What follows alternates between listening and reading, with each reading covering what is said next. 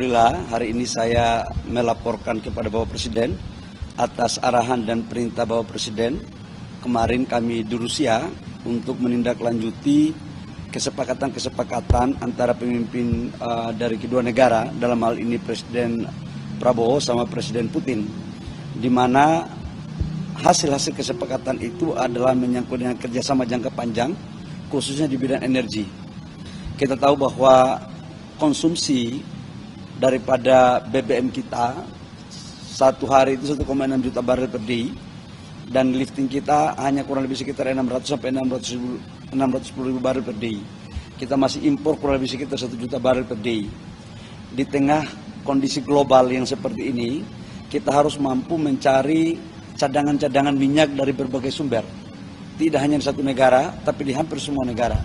Alhamdulillah kemarin atas arahan Bapak Presiden sudah saya bertemu dengan Menteri ESDM dan utusan khusus daripada Presiden Putin, dan kabarnya alhamdulillah cukup menggembirakan bahwa kita akan mendapat pasokan crude dari Rusia, dan juga dari pihak Rusia akan siap membangun beberapa infrastruktur yang penting dalam rangka meningkatkan cadangan dan ketahanan energi nasional kita. Selain itu kita juga melakukan komunikasi terkait dengan LPG. Kita tahu bahwa LPG kita kurang lebih sekitar 7 juta ton setiap tahun kita impor, dan sekarang kita lakukan diversifikasi, dan insya Allah kita juga akan mendapat support.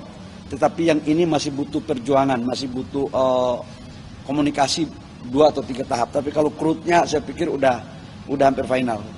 Pasti pertanyaan kemudian adalah, apakah dengan kita membeli crude dari Rusia, kemudian bagaimana perjanjian kita dengan negara lain termasuk dengan Amerika? Saya katakan bahwa kebutuhan crude kita setiap tahun itu kurang lebih sekitar 300 juta ton, 300 juta barel. Jadi semuanya kita ambil, mana yang menguntungkan untuk negara kita harus kita lakukan.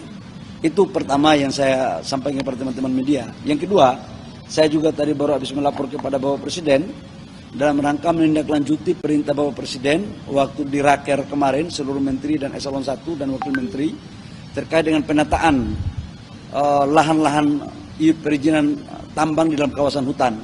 Ada di hutan lindung, ada di hutan konservasi, ada kemudian di cagar alam, dan beberapa IUP yang dalam kawasan hutan. Tadi kami juga sudah melaporkan kepada Bapak Presiden, karena saya dikasih waktu 1 minggu. 1 minggu berarti sudah 1 minggu, minggu kemarin dan minggu ini. Saya sudah melaporkan, dan insya Allah hasilnya juga baik. Dan sudah saya mendapatkan arahan teknis untuk segera saya akan melakukan eksekusi lebih lanjut. Demikian teman-teman media. Pak Bahlil, untuk nilai pasokan crude-nya dan investasinya ada angkanya nggak Pak?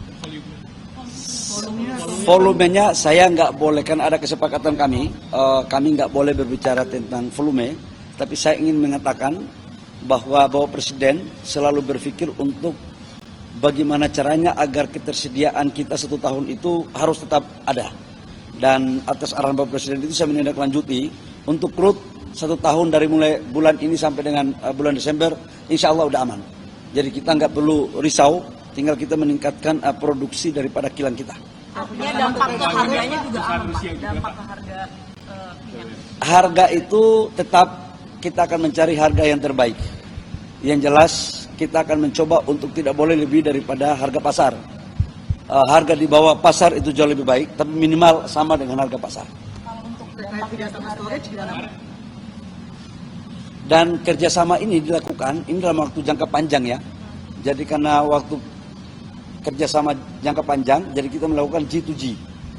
Baik G2G maupun B2B.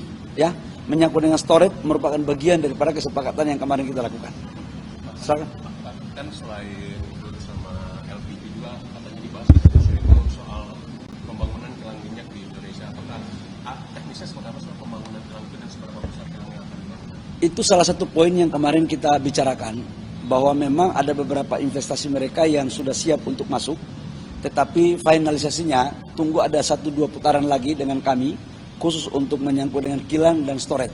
Nanti baru kami akan sampaikan. Termasuk nilai investasinya belum ketahuan? Kalau beli itu kan trading biasa, tinggal volume dan harga pasar aja, tergantung ICP dunia kan. Tapi kalau untuk investasi kilang dan storage itu masih dalam pembahasan, angka sedikit lagi selesai. Ya. Berbeda dengan kilang Tuban, Pak. Apa itu? Berbeda dengan kilang Tuban, Pak, untuk kilang. Ya kalau di Tuban itu kan banyak produk yang dihasilkan dan skalanya kan skala besar. Tapi kalau yang ini mungkin dalam skala yang tidak sebesar di Tuban. Ya, baik teman-teman. Kasih saya waktu untuk menyelesaikan. Ya. Download Tribun X sekarang. Menghadirkan lokal menjadi Indonesia.